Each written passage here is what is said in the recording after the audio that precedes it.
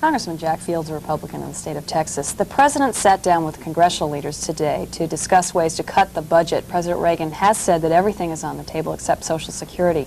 What do you hope will come from this series of meetings? Well, Carrie, first of all, I hope that no new taxes will come from these meetings. I hope that the administration and congressional leaders can find a way to deal with this deficit problem in the area of spending reductions. And I also hope the President will use this opportunity to push the need for a constitutional amendment that mandates a balanced budget. And also I hope he presses for a constitutional amendment that would give him the line item veto authority, the ability to go through appropriation bills and veto things item by item. I think that's extremely important. Let's go back to your point on taxes. There seems to be some indication that the President might be flexible on this issue of taxes. Do you see that, and what do you think about it? Well, I hope he isn't. There was a study done by Ohio University that says since 1947, for every additional dollar increase in taxes, there is $1.58 in new spending. So by raising taxes does not necessarily mean there's going to be a correlative response of reducing spending. And I was in Congress in the early 1980s when we were promised $2 of spending reductions for every dollar in tax increase. And the dollar in tax increase showed up, and the $2 in spending reduction never did. As a result of what's been happening on Wall Street, particularly today, again, the second worst day on Wall Street since last week, or the worst day, has your attitude changed about reducing the deficit? Do you feel a greater urgency? Carrie, I've always felt that we need to reduce the deficit. When I was in school at Baylor University, I had a roommate named Ken Argo, who said that you can't spend something you don't have. And in my 7 years in Congress, we have spent money that we did not have. And I think what would restore confidence quicker than anything would be for the Congress to say that we're going to have a balanced budget at some point that is definite in the future. Now, Gramm-Rudman gives this, and I think in the next several weeks, the President is going to have to come forward, if Congress does not meet the deficit targets of Gramm-Rudman, and order a sequester. The President has another very important weapon, and that's the veto. And I've encouraged the President, along with many other members of Congress, to exercise his veto authority to a much greater degree, to hold the feet of Congress to the fire, so to speak. Before we ask our viewers to join us in this segment, what is a sequester?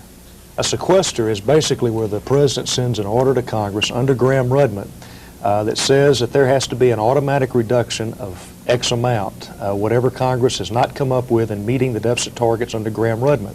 Now, under this, there are certain programs that are exempted.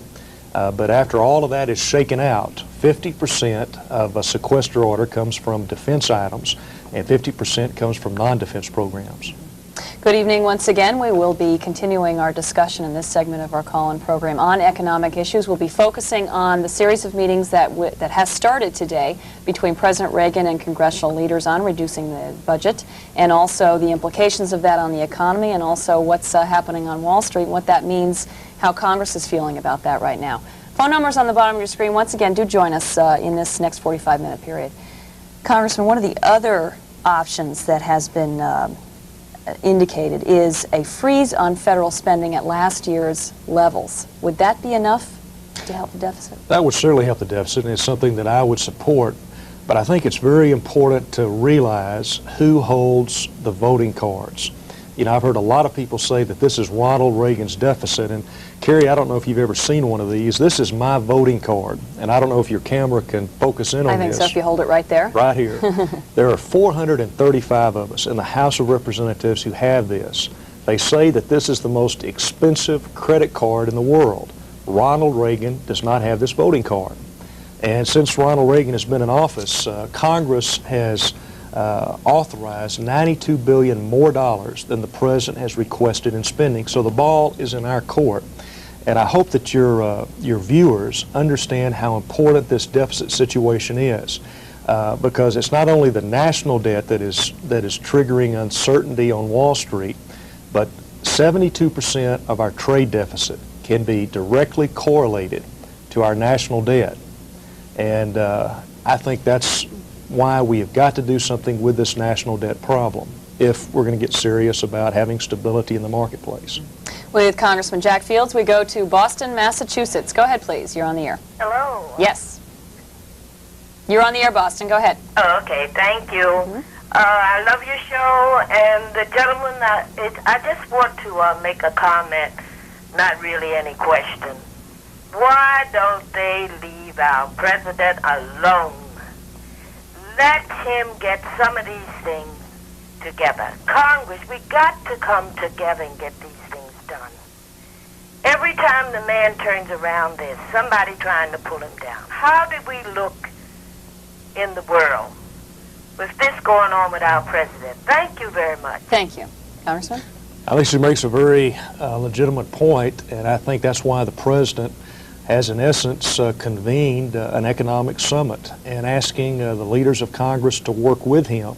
And going back to my earlier statement, Kerry, I hope that when the president gets Speaker Wright and Senate Majority Leader Byrd in the room, he says that as we work through this problem, let's also have a consideration of a balanced budget constitutional amendment. 75% of the American people want us to have a balanced budget constitutional amendment. We have it in Texas. And we just had to go through a period in our state legislature where our state legislature had to wrestle with the problem of whether we raise taxes or whether we reduce spending to stay in line with that constitutional amendment that mandates a balanced budget each year.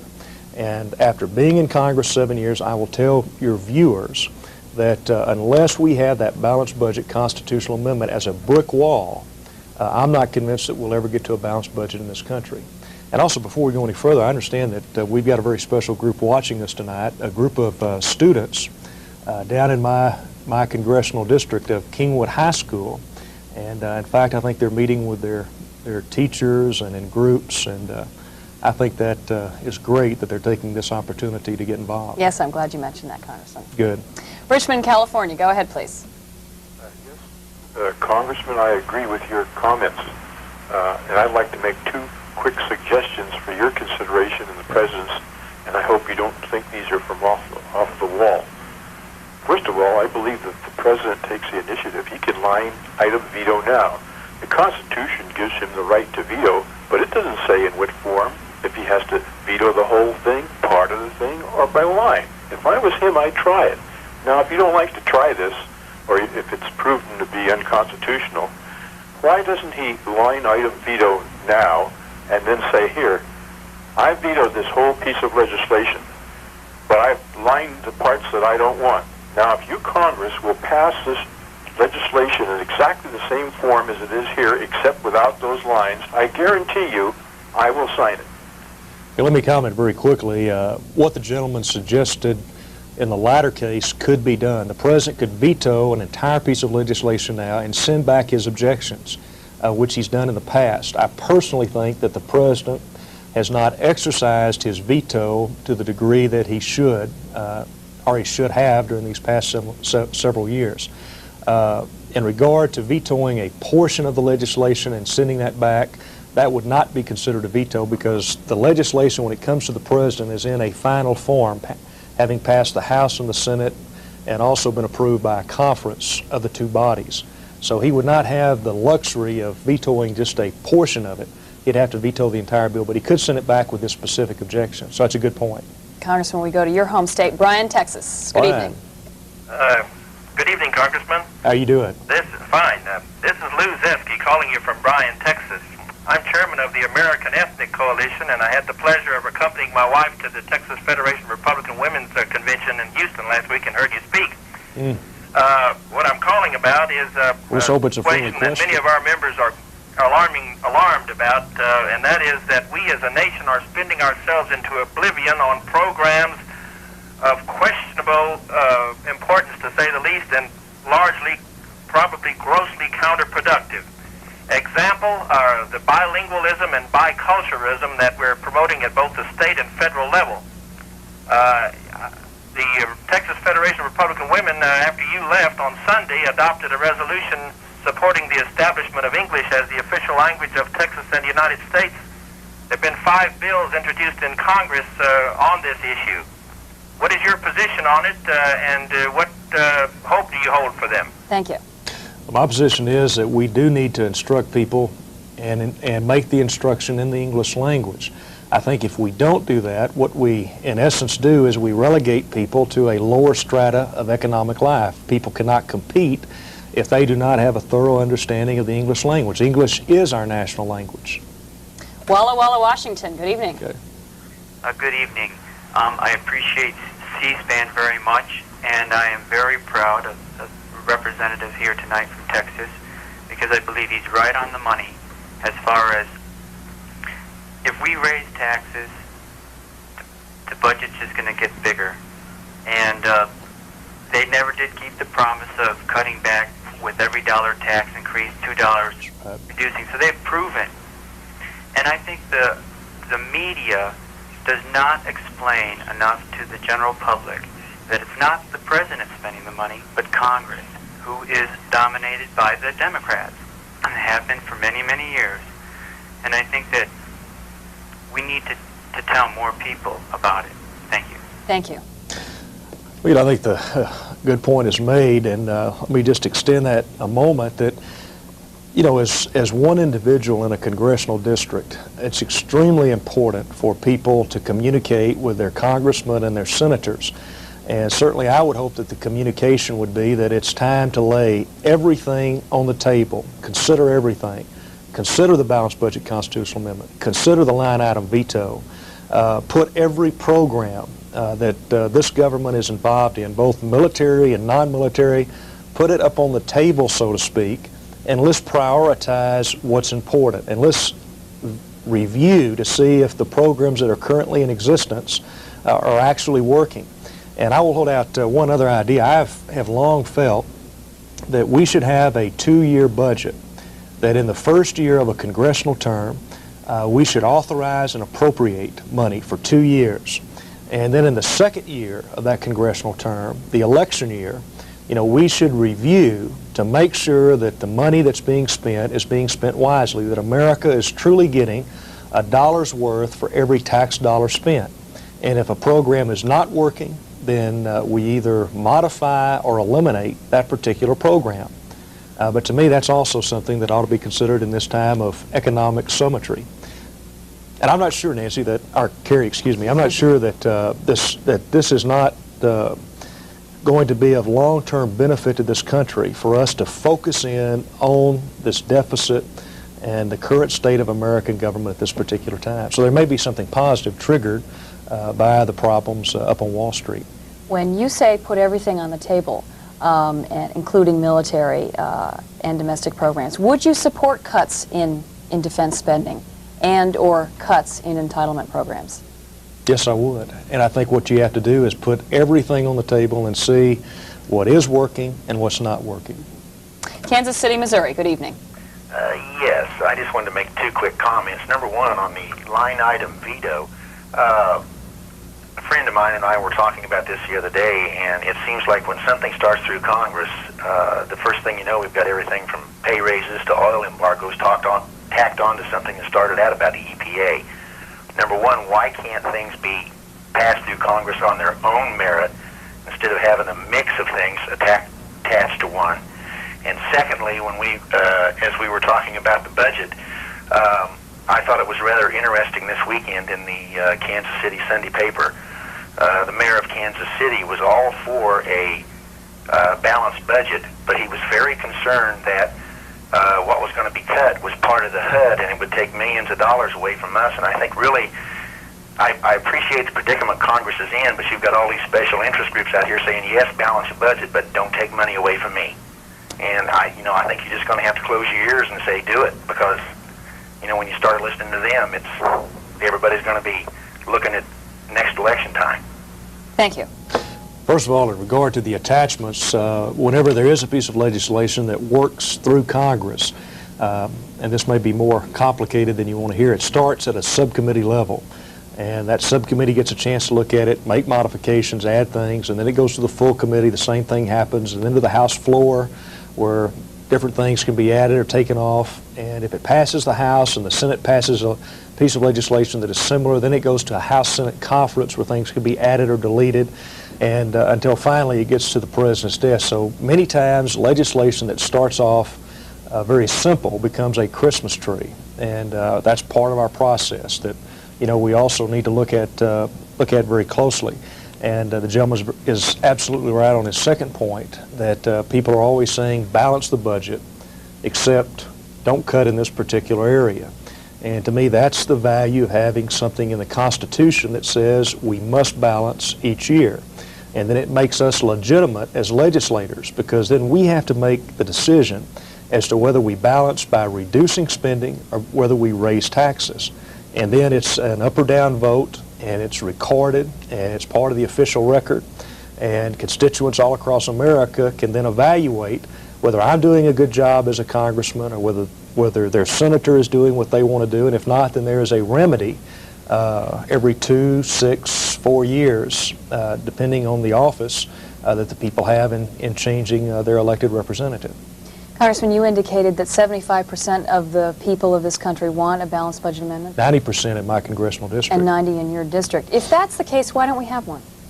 I think the real reason, and I'll be candid with you, that we don't have one is it would force a reduction in spending.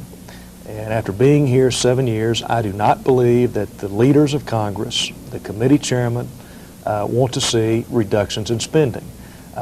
Because the only other option is to raise taxes. And if a congressman or a senator votes continually to raise taxes, that individual is an endangered species, and they're not going to be around here in Washington. And so it comes back that if you have a balanced budget constitutional amendment, you're going to have to reduce spending, you're going to have to make tough choices and eliminate programs. And many people have built their legislative careers on making promises. And now all those promises have compiled and I think have created the problems that we have in this country. And a balanced budget constitutional amendment sounds simplistic, but it's the brick wall that I think we need. And again, you've got to come and look at what the national debt does. When we have the massive debt that we have in this country, our government has to go into the private capital markets and consume capital. When there's less capital available, then that means interest rates go up or they stay artificially high. When interest rates stay artificially high or they stabilize, then you have foreign capital that is drawn to this country, making our dollar extremely strong, and people in foreign countries can't afford to buy America's products, and that's why 72% of our trade deficit can be directly related and is relative to our national debt. So if we can solve that national debt problem, we can solve a number of corresponding problems. Anaheim, California, good evening. Hello. I'd like to, in regards to the deficit, would it make any kind of a dent in it at all if the money that the president wants to give to the Contras was applied to the deficit, and also the people in the, multinationals and what have you, very, very rich profit takers, could put some of that profit in towards the thing, just to show how really patriotic they are, And, I'm a disabled 60-year-old woman. I'm very patriotic, and I'd be glad to give $10 towards it, and I'm on a very close budget. All right, thank you, Anaheim. Congressman? Well, first of all, in regard to spending for the Contras, that's an item like any other item in the budget that should be considered in the context of, is it a priority? Now, I would tend to think that it is, because I think stopping communism in Central America and the future ramifications that would be directed toward this country is important. The Central Intelligence Agency, the State Department tells us that if Central America ever destabilizes, goes communist, 6 million refugees are going to come north. Now, I cannot tell the person in California what that means in regard to housing these refugees. I don't know what it means in terms of feeding these people. I don't know what it means in terms of unemployment and so forth and so on.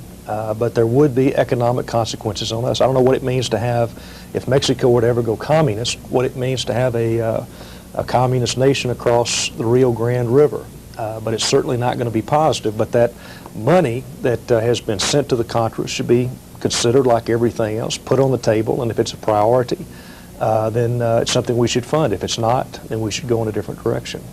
East Hampton, Long Island, you're on with the Congressman. I think that the Congressman has been suggesting answers to our current financial plight that are entirely cliche-driven.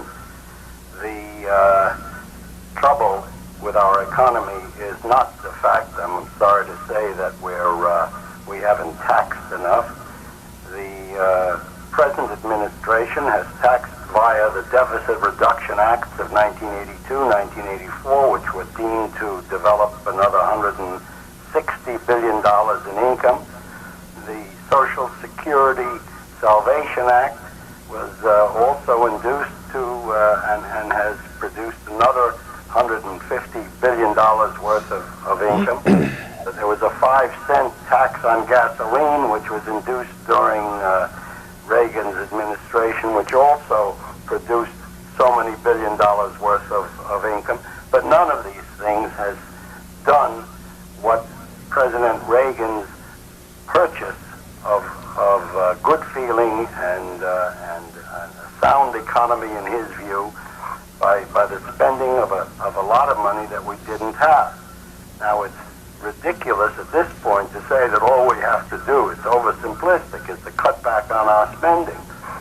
If our unfortunate deficit via international trade was the cause of the present situation, then why are the other financial markets collapsing? Why is Germany and Hong Kong and Japan collapsing at the same time? All right, East Hampton, why don't we have the Congressman respond? Thanks.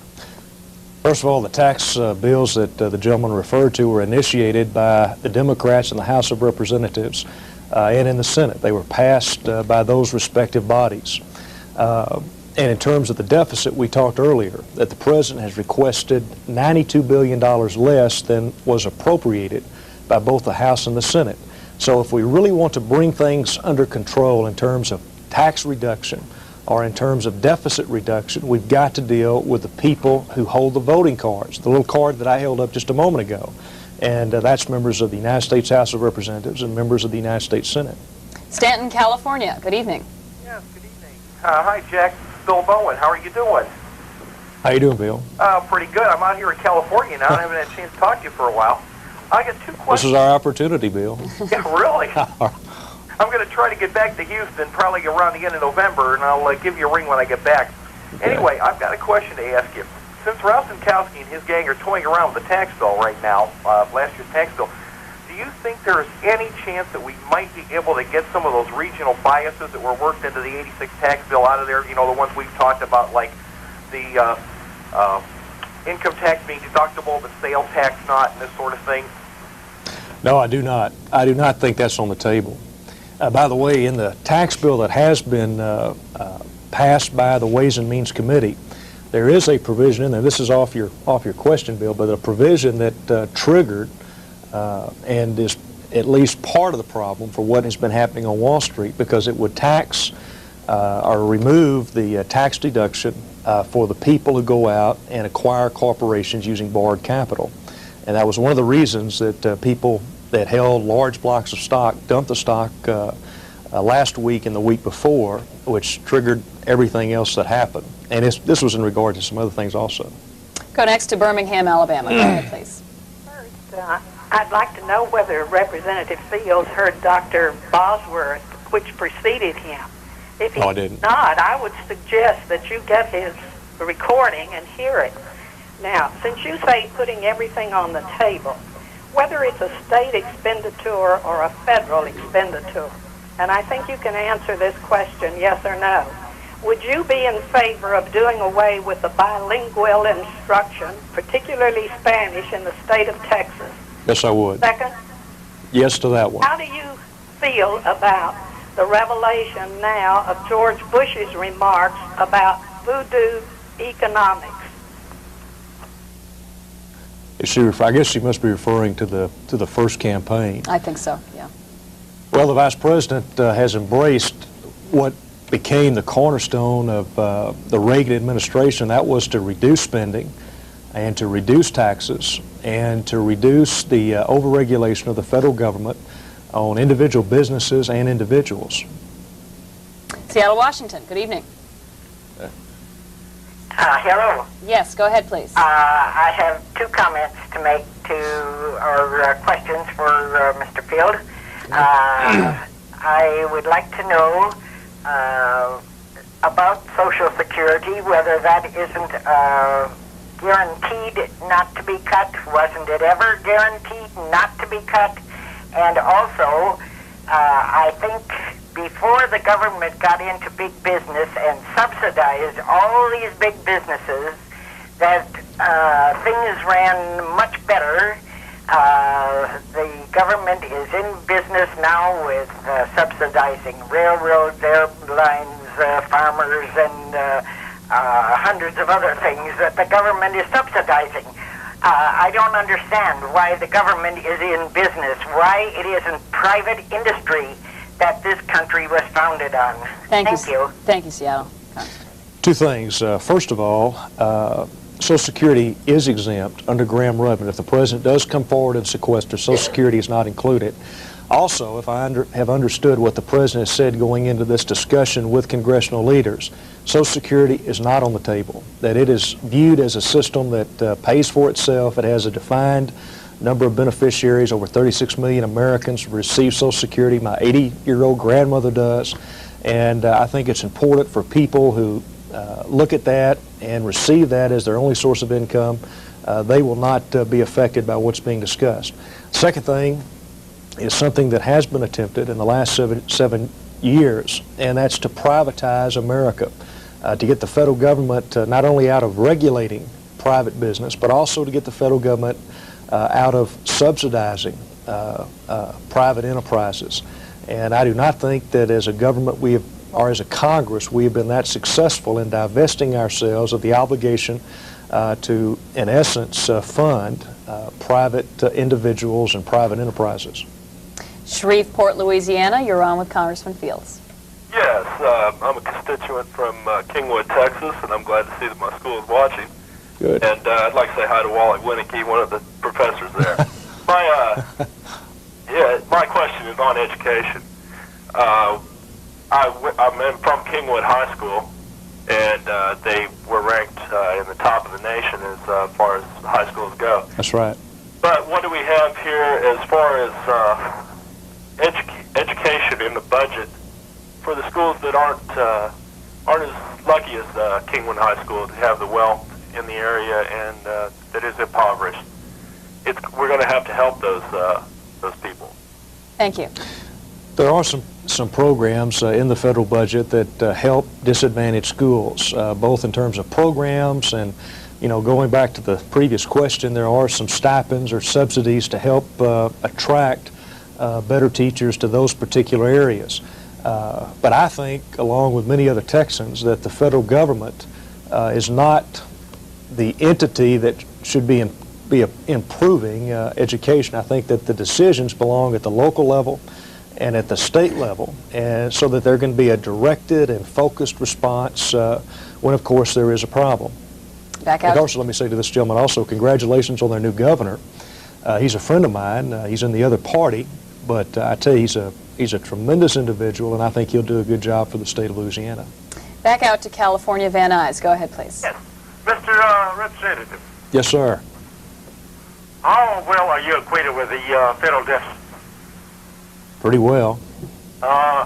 What was the deficit when President Ford left office? When President Ford left office, I couldn't tell you. I don't have that. Oh, you don't know. Well, what was it when Sir, let me have you get to your point. We're beginning to run out of time. What was it under Carter?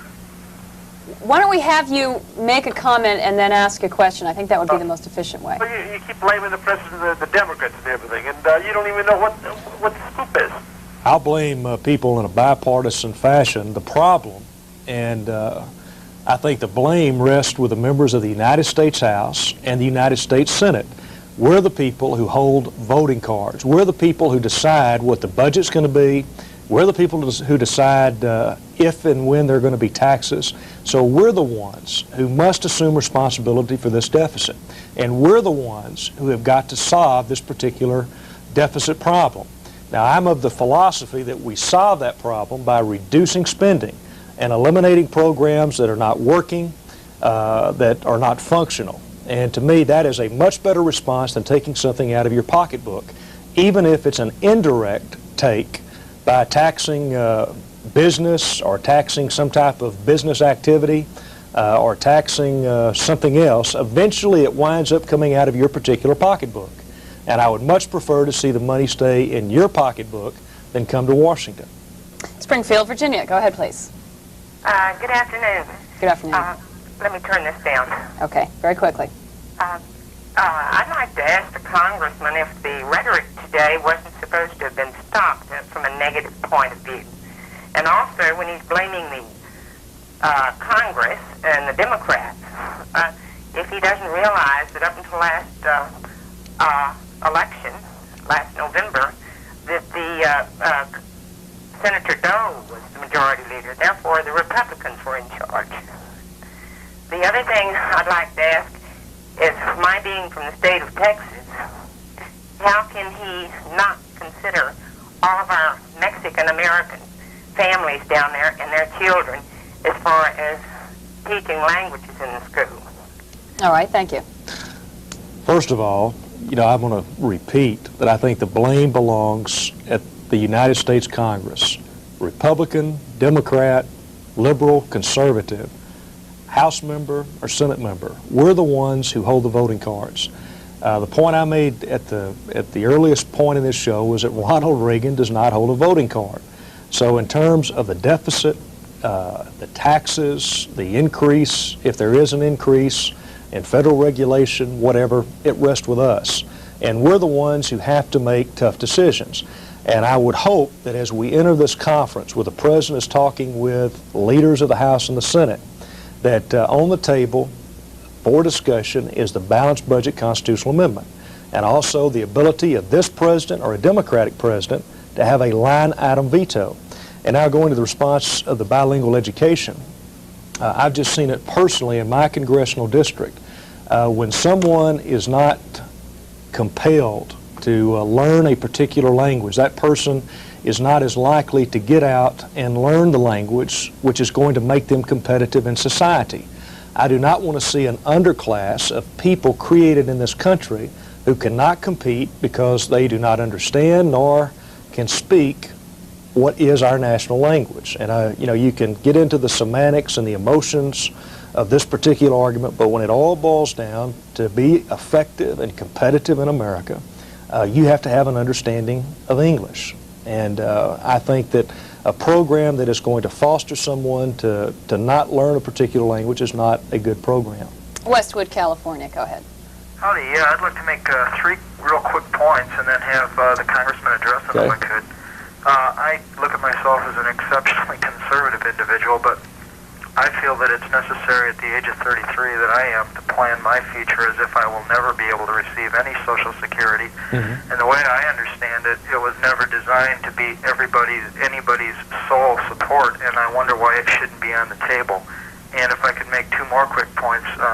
Number 1, the budget estimates are always so far off that having a balanced budget amendment is kind of farcical because the real budget turns out to be $50 billion off of the estimated. And third, I wonder if the congressman could address the spectacle of raising the debt limit ceiling on the last hour every 3 months. It must make us a laughing stock. Thank you. Well, we try to get all of those very quickly. And your first question was about Social Security, and the reason that is not on the table is that the funding is separate for that particular program, and it's relied on by a large number of people. And you're right, the original purpose of Social Security was to be a supplemental funding system. It was not ever intended to be a retirement system for all Americans, but in essence that's what it's become, and I don't think that will ever change. Secondly, about the farcical numbers and the difficulty of actually arriving at a truly balanced budget. And again, I'm going to sound repetitive, but I don't think that you will ever see that unless there's something in our Constitution that says each year you've got to arrive at a zero balance. And, for those people listening that, think that that is far-fetched, well, each and every one of us have to balance our budget in our home, in our business, in our church, in our school. The state of Texas, as I mentioned earlier, has a balanced budget constitutional amendment. All I feel, and along with many other members of Congress, is that we ought to do the same thing at the federal level. No better, no worse. And the third thing is you're absolutely correct. This debt ceiling increase always occurs at the last minute, and there's always a danger that the federal government is going to run out of money and services are going to be stopped. And I've said in the past that that might be a time for the American people to focus on our problems. Instead of taking a crisis like we've experienced on Wall Street, actually use the crisis of your mail not being delivered or airplanes not flying because air traffic controllers are not in the tower, to get the American people, 200 million of us, to focus on this national debt that causes so many other problems in our society. And I'm here to say to you that this debt has been built on promises that have been made, and some of those are good promises, but they all need to be put on the table, and let's take a look and decide what are priority items. Chicago Heights, Illinois. Good evening. Yes, I'd like to say that I, in 1983, I fought for an ex-congressman in Texas named Ron Paul, a Republican. I'm sure you're familiar with him. He's running for president, too, also, and you don't hear too much about him. But he knows what's going on. He knows the problem of the country. And the problem is the Federal Reserve. Anybody knows the Constitution understands that. Because it's paper money that we could pay all we had. We couldn't pay anything on the debt with this paper. Because it has no backing. It's a bad check. Sir, we have a terrible connection. Can I have you ask a question? Pardon? We don't have a very good connection. Can you ask a question?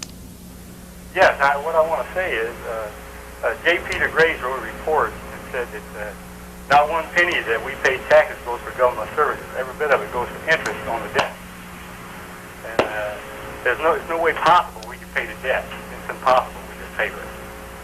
And I'm sure the congressman knows that. They don't like to discuss that because they don't want the public to get smart. But it's impossible with this paper. The Federal Reserve note, it's a bad check, has no backing. It's impossible to pay the debt with it. All right. So, okay, thanks. I don't know what real response I could give other than Secretary Baker, Secretary of the Treasury, recently said something to the effect that, you know, our currency should be tied to some standard. And I am not sure whether he mentioned the gold standard or not, but you know, many of us think that would give stability to our currency and to our system if we did have it tied to a specific system, a specific commodity like gold. Chehalis, Washington, good evening. Hi. Hi. I'd like to ask Congressman Fields why it seems that first off, I'd just like to say I was a Democrat during the Carter administration. I voted for Jimmy Carter, and but I saw all that fall apart. Okay, I saw he was unable to control spending. He was unable to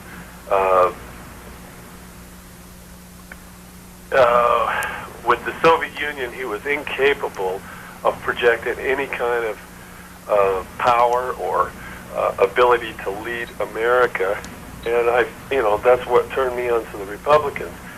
But now it seems that with Congress being radically Democratic, I mean, you might as well just call them socialists for the most part. You know, you've got Cranston, Kerry, Solars, the list goes on and on.